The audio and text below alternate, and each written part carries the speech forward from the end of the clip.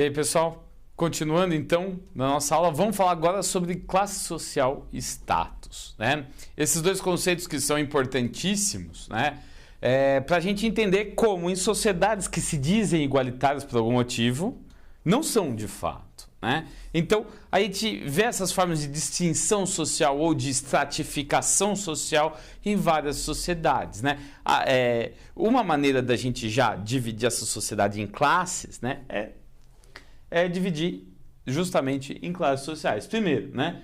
As classes sociais no capitalismo, principalmente, né? Que é o nosso objeto de análise nos últimos vídeos, é dado pelas relações de produção, né? Essa divisão é a divisão clássica de Marx entre burguesia e proletariado, né? A gente viu na aula passada. Só que essa divisão tem um problema. O que a gente faz quando a gente encontra a questão, por exemplo, das camadas médias? Aquele tipo de trabalhador que é trabalhador, recebe salário, só que o salário te traz uma relação de produção, né, diferente do outro trabalhador. Por exemplo, o presidente da empresa, que muitas vezes não é dono da empresa, mas recebe um grande salário. O gerente, né, o diretor comercial, o vice-presidente, esses caras, eles são o quê, né? Na verdade, na nossa sociedade, a gente acredita que eles façam parte, normalmente eles fazem parte da burguesia, porque eles acabam comprando ações, sendo donos de alguns meios de produção, de fato, né? Mas advogados, médicos, né? Professores universitários, por exemplo, que têm, em média, um salário um pouco maior que o trabalhador, por exemplo, né? Comum que recebe um salário mínimo, 2 salários mínimos, né? Então, esses caras, né? Eles são trabalhadores também. Essa é uma discussão a se ter, né? Ainda tem muitos marxistas que dizem, olha, eles são trabalhadores, você não é dono de empresa, você é trabalhador. Mas aquele cara que tem uma vendinha na esquina, ele é burguês, né? Então, é uma discussão complicada. Uma coisa antes da gente discutir é discutir a diferença entre classes sociais e classes econômicas. Às vezes você fala, não, classes econômicas e classes sociais são a mesma coisa. Então, a classe alta, a classe média e a classe baixa, né?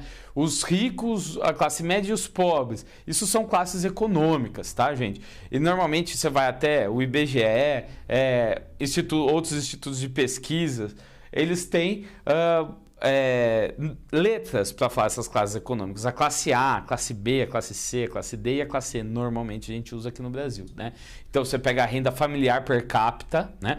Pega a renda de todo mundo da família, divide por quantas pessoas tem nessa família e você tem se essa família se encaixa na classe A, na classe B ou na classe C. Não importa, né? Se alguém tem um salário de 10 mil reais e só que tem 9 filhos, né? E vive ela e mais 9 filhos, então a renda per capita é R$1.000. Ou uma pessoa que vive sozinha, que com a metade disso, né, tem uma renda per capita de R$5.000. Então, depende muito, né, da situação familiar e tal, da questão das classes econômicas.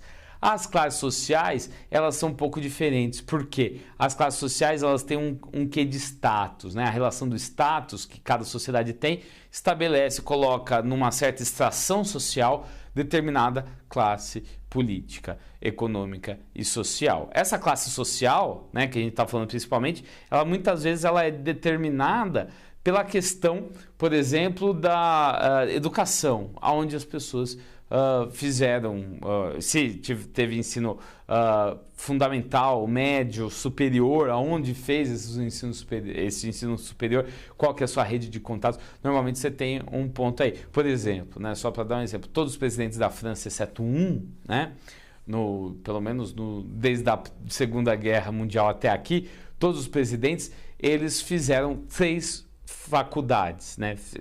Eles entraram em qualquer uma das 3 faculdades: Escola Normal Superior, Escola Politécnica da França, Escola Superior de Administração. Só um, que foi o Nicolas Sarkozy, que não fez. Todos os outros fizeram. Então, isso mostra uma extração, uma formação de uma elite específica para isso, né? E aí é interessante, porque às vezes você tem uma formação de elite, às vezes você nasce na elite. Se é, por exemplo, um lugar onde tem nobreza, você nasce em determinada classe social, né? E daí a gente coloca essa pergunta: no capitalismo, existe igualdade nessa sociedade capitalista? Existe igualdade jurídica normalmente, né? Todo mundo é igual perante a lei, né? Isso é muito comum em sociedades liberais, né? de um pensamento de uma democracia liberal. Entretanto, na execução disso é muito diferente. Por exemplo, é só você pensar no acesso à justiça. Por exemplo, uma pessoa pobre que recebe um salário mínimo, ela precisa processar alguém, né? Como ela vai processar? Ela tem acesso a um advogado? Bom, um excelente advogado é bem caro, né? Então ela vai na defensoria pública, vai ter que aguardar fila, aguardar o tempo do julgamento. Isso, para quem tem pouco dinheiro, é muito custoso e muitas vezes você está processando para ter acesso a um recurso econômico, isso demora mais. Agora, você é um multimilionário, dono de uma emissora de TV, né? Dono de uma grande empresa, de uma grande indústria, você tem quase bilhões.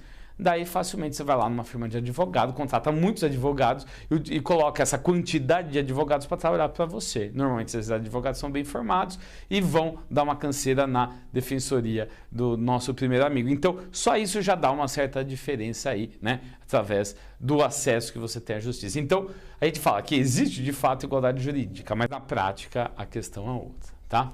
Bom, agora vamos ver o status, né? O que é o status? Primeiro, o status ele é um elemento comparativo, né? Então, o status serve para comparar pessoas, grupos, né, entre si em determinada sociedade. Ele valoriza e distingue ou desvaloriza. Então, quem está mais alto nessa sociedade tem um valor melhor, maior para essa sociedade, né? E quem está lá embaixo, né, não vale nada, né? Sempre tem essa relação, né, inversa de valorização e desvalorização, né? O status, ele traz prestígio, né, perante os outros, traz privilégio, traz direitos e alguns deveres, né? Então, às vezes, a alta classe ela tem alguns deveres. Que deveres? Por exemplo, manter um código de etiqueta, um código de honra, né? Um código de conduta que pode ser mais forte ou não. Por exemplo, uma sociedade como a sociedade do Reino Unido, né? Existe um grupo pequeno de pessoas que é a família real. Eles têm mais privilégio que todo mundo, né? Têm privilégios, por exemplo, de ter entre eles o chefe de Estado do Reino Unido, né? E o reino está no nome dessa família. Então, essas pessoas, elas não podem viver normalmente, né? Essas pessoas não podem dar muitos vexames. Quando dão vexames, né? Isso tem uma questão internacional. Quando uma pessoa comum dá um vexame, o máximo que acontece é uma postagem no Facebook que acaba ficando muito famosa, né? Então, existe pesos diferentes. Obviamente que esse é um peso muito leve perto dos privilégios que essas pessoas têm, né? E tem outra coisa importante do status aqui. Ele tem, de um lado, traz distinção social, diferencia uma pessoa da outra, mas também traz integração quando você está falando no mesmo grupo social, né?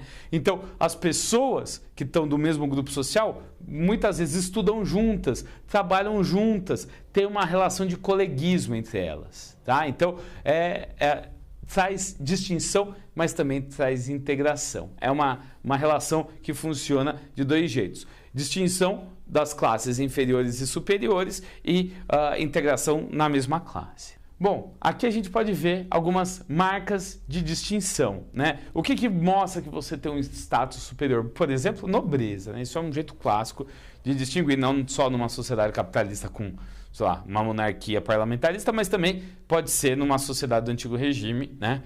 A nobreza sempre faz esse sentido. Numa sociedade capitalista, né, a gente tem outras questões trazendo esse status, essa distinção, como por exemplo roupas, né? O jeito que você se veste te traz uma certa distinção, né? Então, por isso que muita gente, por exemplo, busca algumas roupas de marca, algumas roupas específicas. Por quê, né? Porque aquela roupa te distingue das outras pessoas, porque não é todo mundo que pode usar uma camiseta de 10 mil reais, né? E mesmo se você comprar uma camiseta de 10 mil reais, você não vai querer sair da sua casa com ela com medo de ser roubado, né? Então, algumas pessoas não ligam para isso, porque elas têm muito dinheiro e as pessoas usam isso para mostrar que tem muito dinheiro de fato. Bom, o carro também é uma questão de status, né? Você fica pensando, por que fulano não paga, por exemplo, a pensão do filho, mas tem o carro do ano, né? Porque isso é status, né? Porque isso traz uma relação perante a outras pessoas